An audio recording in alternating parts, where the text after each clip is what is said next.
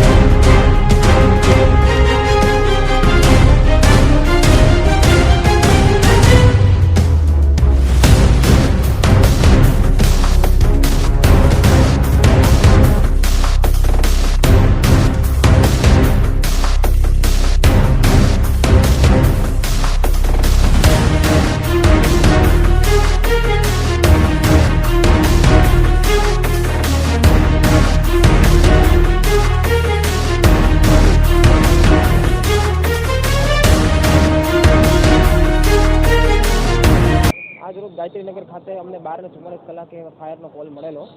એ અંતર્ગત અમે અહીંયાથી પૂર્વ ઝોનલથી એક ગાડી રવાના કરેલી અને અહીંયા આવીને વેલ્ડિંગની એક વર્કશોપની અંદર આગ લાગેલી। જેમાં વિજયભાઈ નામના દુકાન માલિક ઇજાગ્રસ્ત થયેલ છે, એમના ફાધર। એમને શોક લાગ્યો છે તો એને અત્યારે 30 ખાતે 108 મારફતે મોકલી દીધેલ છે। આગ લાગવાનું પ્રાથમિક કારણ અત્યારે શોર્ટ સર્કિટ જણાઈ રહ્યું છે, બાકી તપાસ કરી।